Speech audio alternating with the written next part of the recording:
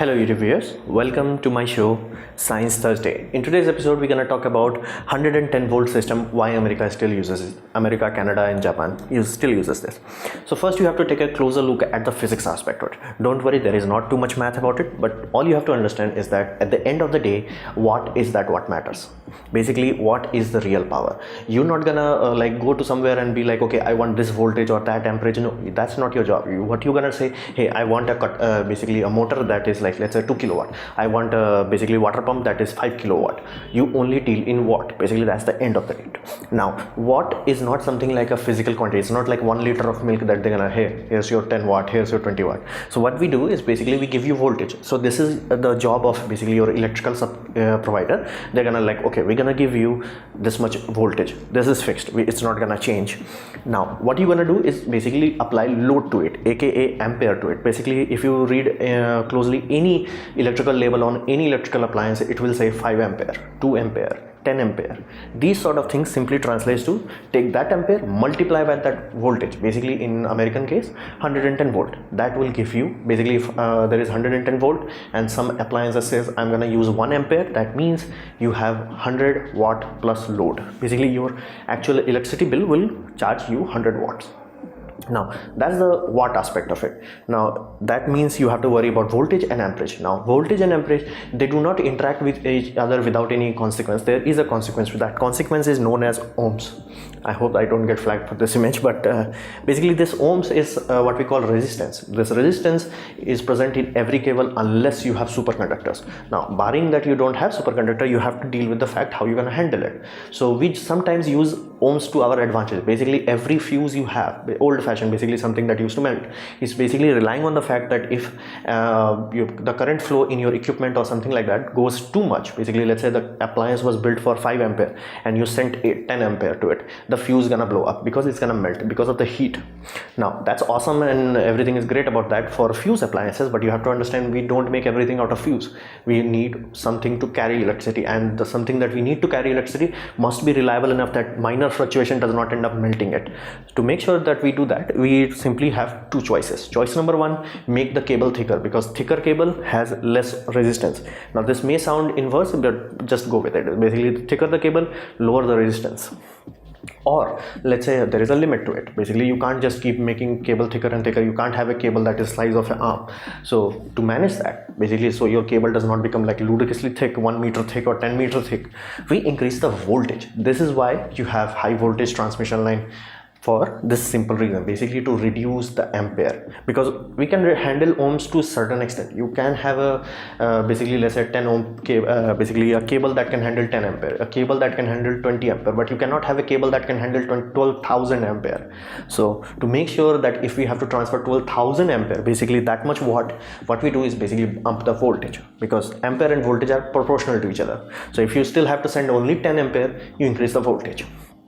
So ohms, we keep fighting with it, and we always try to strike a balance. We want to make cable as thick as possible, as long as we can afford it, and make the voltage as high as possible, as long as we can safely handle it. Because if you want to like have two conductors next to each other and you're not touching it, basically you have one neutral, one grounding wire and one main live cable. If you have these two, you have to understand if the voltage goes too up, it will directly jump. Why? Because there is air, because earth has atmosphere. That air starts to get ionizing. So we cannot have a scenario where you have two conductors next to each other and as much voltage as you want. It's going to become plasma in between of them.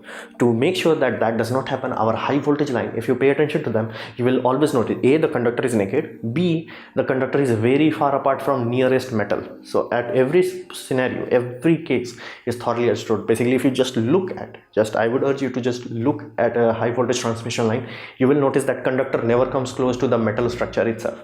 They always try to make sure that it's minimum of few feet apart, minimum of that. Higher the voltage, the bigger the gap they have to give. So that is how we handle it. That's why we don't have 10,000 volt coming to your home. And it also mentioned it is very dangerous. Now be mindful, as long as you are below 70 volt, you are safe. You can touch it, you won't get electricity flowing through you. The moment it crosses 70 volt, you're gonna die. So 110 volt is gonna kill you, same as 220 volt. Don't worry too much about it. Basically 70 below, awesome. 70 above, you dead. So that's the physics aspect of it. Then the question becomes, why the hell we have three-phase power? Okay, you have to understand it this way, like in terms of DC electricity, if I have to simplify it, think of it as a band saw, basically a saw that goes from point A to point B, basically completely circular. This is what your battery does. So that's why you have positive conductor and negative conductor. Awesome, everything works, but that's not efficient. So what we do is we created AC system. AC only relies on basically one conductor. Benefit of that, it's like a saw, normal saw that you are doing back and forth, back and forth, back and forth. This back and forth is happening with electrons.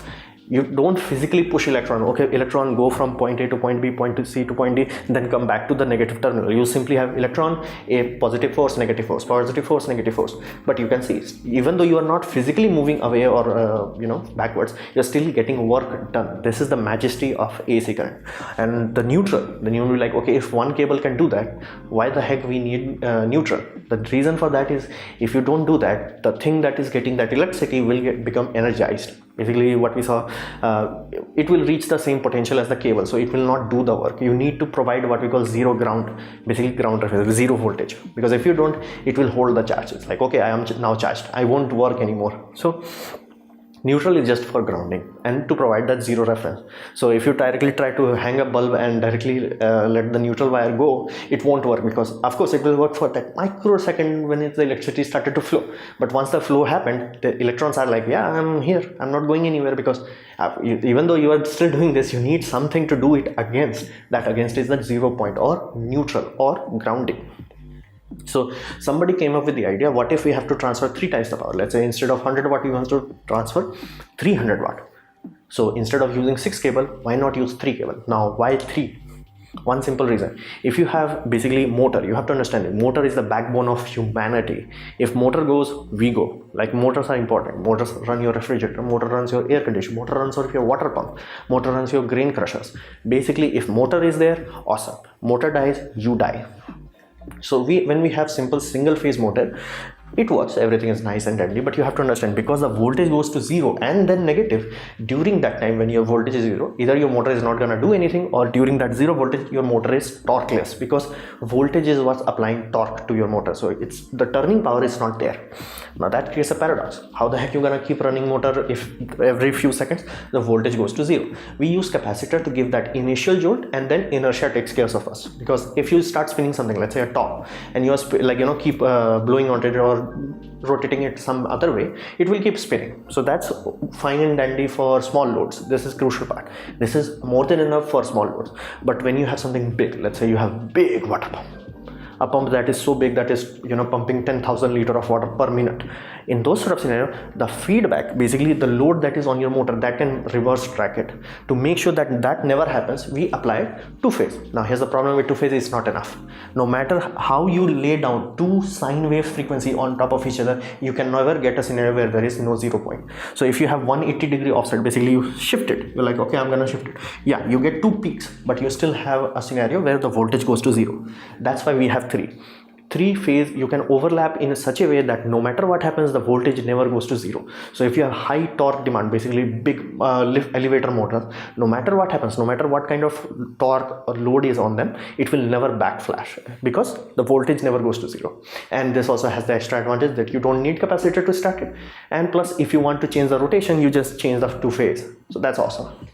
That's why we use this system. And why do we have phase offset? Why do we have 120-degree offset? First, for that overlapping. Second, because of how maths works out, and you have 3-phase add basically 120 to each other, you get 0-degree benefit. That means if you have these 3 wire connecting to a single point, at some point in time, that point, basically that quote-unquote neutral, becomes 0. That is why you can have 3-phase motor that only needs 3 cable without needing that neutral reference point, because you don't need the voltage going down. Because if voltage 1, let's say phase 1 is going to 100 volts, phase 2 is going at the lower voltage, phase 3 is at very low voltage phase. So for this reason, it itself creates its neutral. So that is why we use 3-phase. Now then the question becomes, why the heck European, Indian, China, or Russia, almost majority of the planet Earth, why the heck they are using 220 volts?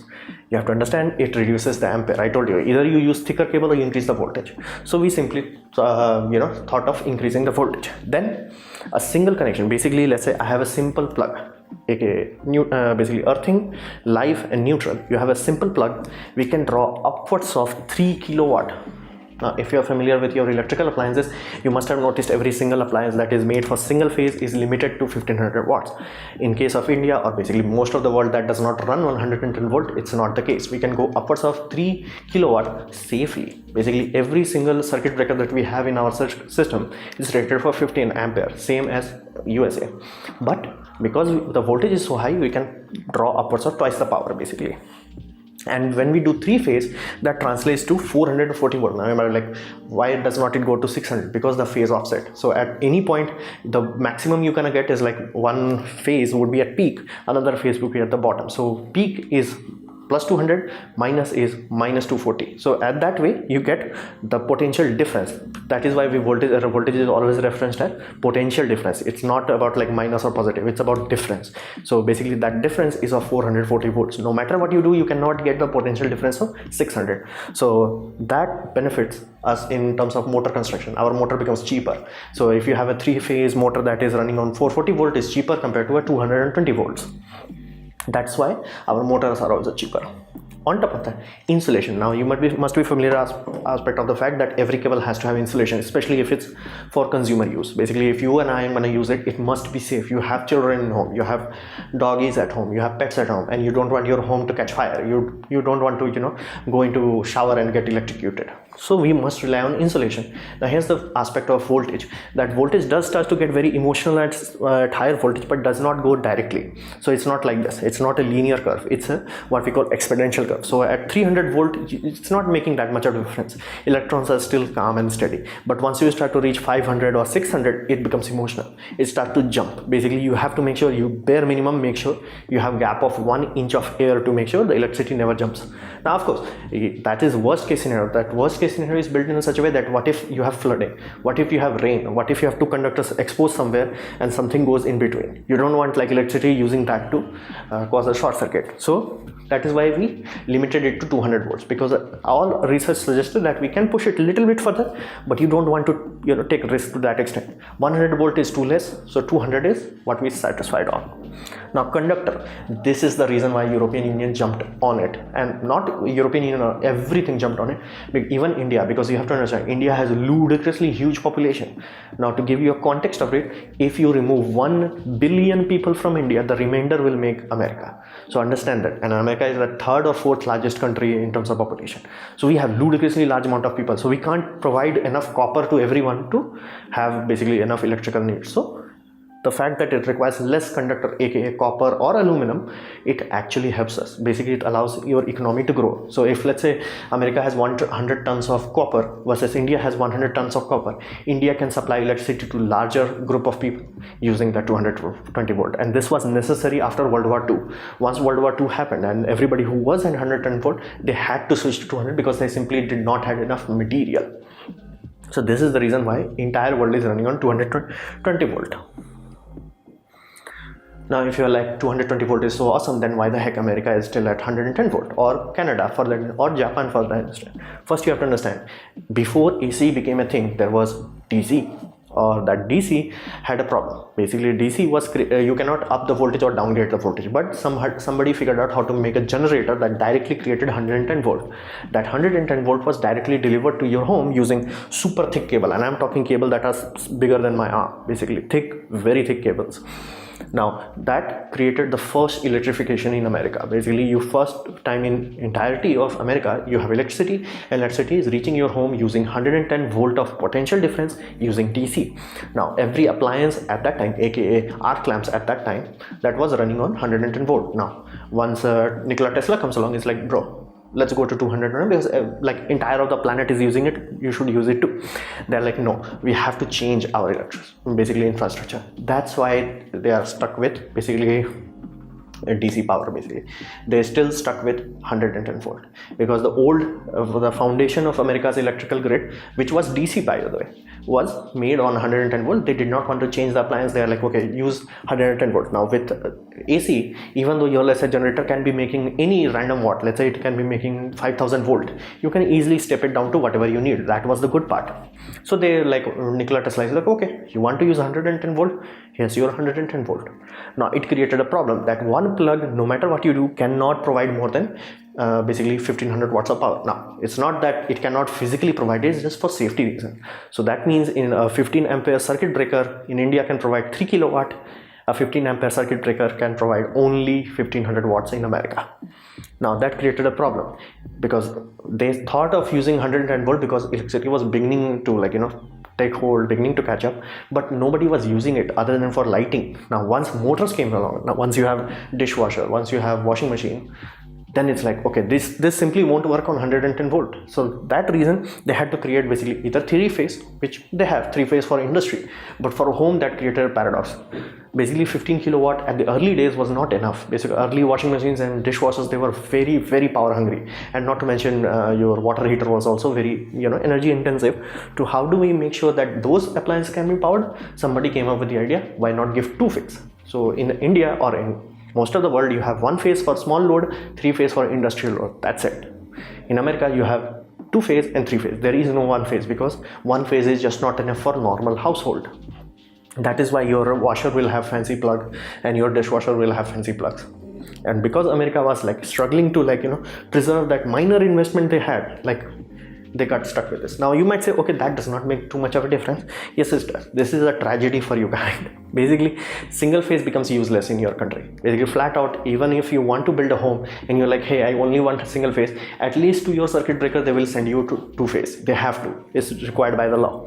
And then how the heck they're gonna give 2-phase? Now there are two simple ways. In Canada, basically, if you watch Electro Boom's video, you will notice his phase. Basically, if once he collects that 220 volt system, he gets phase offset that is of 120 degrees. So that way, that simply means they're taking basically 2-phase wire and they're giving him. Now that's awesome and all, but it creates a paradox. If you are, let's say, in a rural area and you have only one cable going to, basically one high voltage cable like this, one high voltage cable, how the heck you're gonna give 2-phase? Because it has only 1 phase.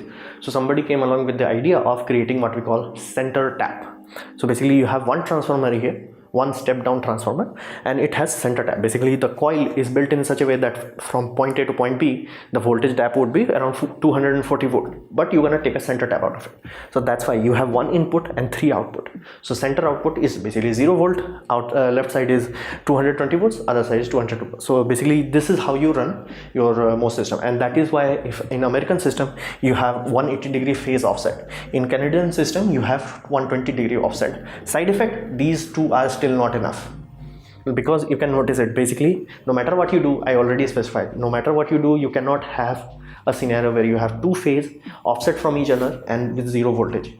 As you can see, 0 voltage, 0 voltage, 0 voltage. This whole section is 0 voltage.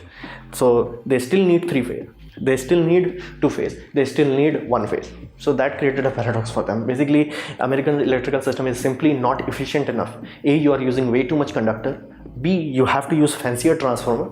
C, your 2-phase systems are not efficient enough, basically because the voltage is going to 0. So it's not like if you are running a very big, let's say, wood saw or things of that nature, you still need 3-phase motor. So that created a paradox. Basically, single phase become useless in America. That is why it's a tragedy. It's not like, oh, it's like American way. No, it's wasteful. Not only in terms of conductor, not only in terms of electrical cost, because every electrician now has to know how to deal with 2-phase, which is very complicated. Every electrical manufacturer has to deal with the fact that the prongs, basically the connector itself has to be designed differently, so you cannot accidentally plug a 220 volt system into 110 volt. And again, industry still needs to have 3-phase. So what was the point? So this is the tragedy of clinging to your past. Basically, this is some American basically politicians like, yeah, we don't want to change our arc lamps, ancient arc lamps. Yeah, now every American is paying for it. That's why you have to have fancy transformer. That's why your electricity grid is so messy. That's why even a normal home, and this also comes as a side effect that you can't normal home, even though they have more than enough wiring for 3-phase, they don't have 3-phase because 1-phase is extra wasted for that center tap. So in India, you have simply 4 cable coming to you and you get basically 3-phase power. In USA, you have 3 cable coming to you and you don't get 3-phase power. So this is a very weird way to, basically 2-phase, it does work. Like it was a basically what you call stopgap measure, but it does come with a consequence. You have to have fancy transformers. So it's a tragedy. It's not something like, oh wow, like they figured out how to do something. No, you wasted a lot of energy, money, everything. You just wasteful. This is one of those times where it's like, America, you really need to learn. Now, of course, this is the first video. I'm going to make a second video about imperial system, so that will be interesting. So this was my presentation on why America still uses 110 volt. I hope you liked it, learn from it. In that case, please leave a like. If you did, and also click the ad that are shown in this video, that will directly help me. And if you didn't like it, don't worry, you can press dislike. I would urge you to press it twice to show me your extra disappointment. And please leave a comment because I reply to all of them. And subscribe, press the bell icon if you're free. And as always, thanks for watching.